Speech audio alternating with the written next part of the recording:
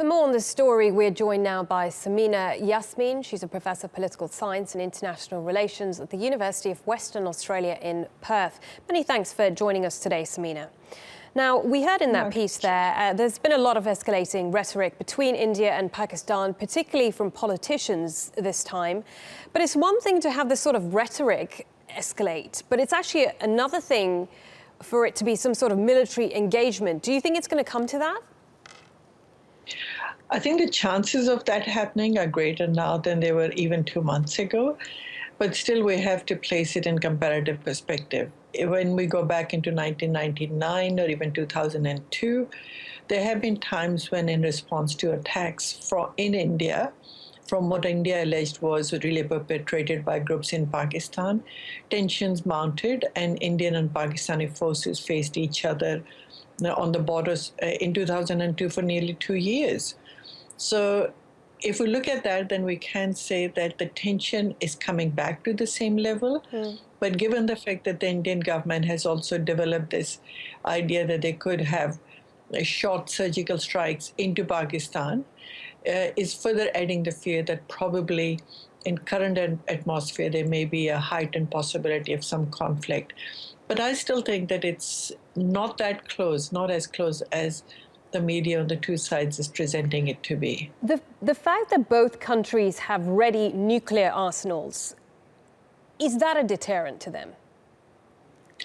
That is part of the deterrent, because I think since India and Pakistan openly tested their nuclear weapons in 1998, there has been an idea that nuclear war or the fear of nuclear war would really make it impossible for either of states to engage in a conventional conflict.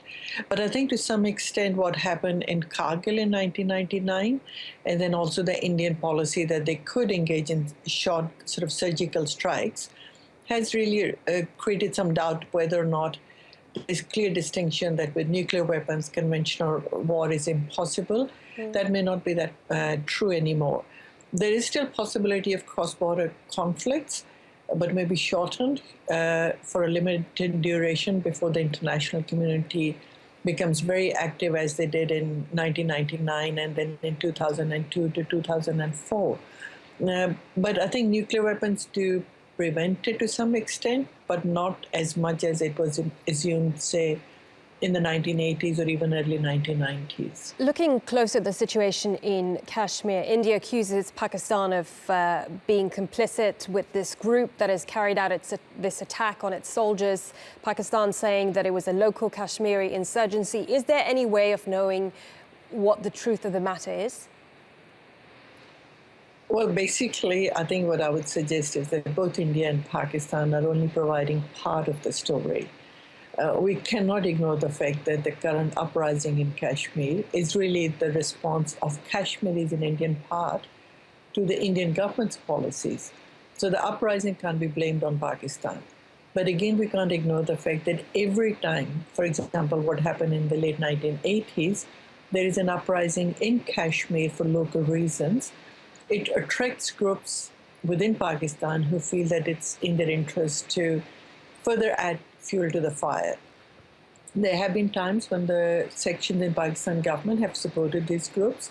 For example, in the 1990s, a lot of infiltration that took place had at least the blessing of sections of Pakistani government. But the extent to which it's happening now, I think, very questionable. I'm not denying that there aren't militant groups based in Pakistan, but to assume that they are being supported by Pakistan to move across the border and then launch attacks, for example, what happened in Uri, is really assuming that Pakistani government is not aware of the limitations and that it is not aware of how other countries might react to it. And I think one reason why I'm saying that is that even the speech that Pakistani Prime Minister Nawaz Sharif gave in the United Nations is a very clear message that Pakistan is aware of the threats and it is able to respond to that, but that it wants international participation or mediation in this whole process. So given that, I think Pakistani government's willingness to openly use these groups is really limited. So the short answer after this long answer is that both sides are giving us half of the answer. In case of India, Indian mismanagement of Kashmir has created the problem.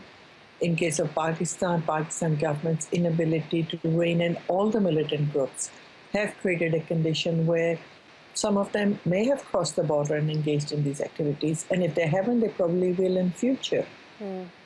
Okay, Samina, really interesting to hear your thoughts on this. Samina Yasmeen from the University of Western Australia joining us there from Perth. Many thanks.